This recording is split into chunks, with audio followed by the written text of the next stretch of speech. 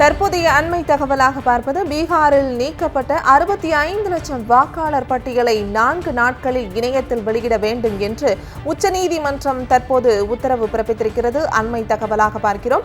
வாக்காளர் பட்டியல் தயாரிப்பு என்பது குடிமக்கள் இலகுவான முறையில் விண்ணப்பிக்கும் வகையில் இருக்க வேண்டும் என்று உச்சநீதிமன்றம் தற்போது தெரிவித்திருக்கிறது. வாக்காளர் பட்டியல் விவரங்களை பொதுமக்கள் தெரிந்து கொள்ளும் வகையில் ஏன் இணையத்தில் வெளியிடக்கூடாது என்றும் நீதிபதிகள் வினவியிருக்கின்றனர். அண்மை தகவலாக பார்க்கிறோம். பீகாரில் நீக்கப்பட்ட 65 லட்சம் வாக்காளர் பட்டியலை 4 நாட்களில் இணையத்தில் வெளியிட வேண்டும் என்று உச்சநீதிமன்றம் தற்போது உத்தரவு பிறப்பித்திருக்கிறது. இது தொடர்பான மேலும் விவரங்களை தருவதற்காக எமது டெல்லி சிறப்பு செய்தியாளர் பால்முருகன் இணைப்பில் இருக்கிறார். வணக்கம் பால்முருகன், தற்போதைய இந்த உச்சநீதிமன்ற உத்தரவு என்ன? பீகார் வாக்காளர் பட்டியல் விசாரணை தொடர்ந்து நடந்து கொண்டிருக்கிறது. இன்று தேர்தல் ஆணையம் தரப்பில் வாதங்கள் முன்வைக்கப்பட்டன. அப்போதுதான் உச்சநீதிமன்றமானது இந்த நீக்கப்பட்ட 65 லட்சம் பேர் பட்டியலை ஏன் அனைவரும் இலகுவாக தெரிந்து கொள்ளும் வகையில் அதனை இணையத்தில் வெளியிடக்கூடாது என்று கேள்வி எழுப்பினர்.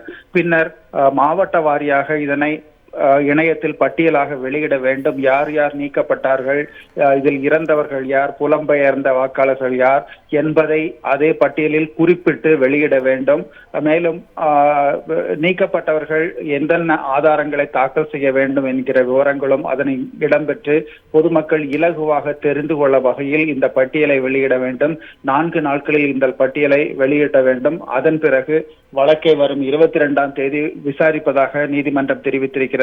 ஆனால் தேர்தல் ஆணைய வழக்கறிஞர் வாக்காளர் அடையாள எண் அடிப்படையில் மட்டுமே இதனை பார்க்கும் வகையில் வெளியிட முடியும் என்று தெரிவித்தார்கள். ஆனால் இதற்கு மனுதாரர்கள் தரப்பில் எதிர்ப்பு தெரிவிக்கப்பட்டது.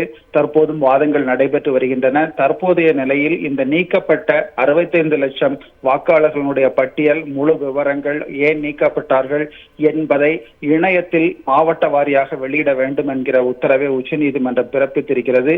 இந்த பட்டியல் வெளியிட்ட பிறகு அதற்கு பிறகு தொடர்ந்து வழக்கை விசாரிக்கலாம் என்கிற முடிவுக்கு தற்போது உச்சநீதிமன்றம் வந்திருக்கிறது. அந்த அடிப்படையில் தான் இந்த உத்தரவு பிறப்பிக்கப்பட்டிருக்கிறது. தொடர் வாதங்கள் அடுத்த வாரம் வெள்ளிக்கிழமை நடைபெறும் என்றும் உச்சநீதிமன்றம் கூறியிருக்கிறது. பிருந்தா, விரிவான தகவல்களை பகிர்ந்தமைக்கு நன்றி பால்முருகன்.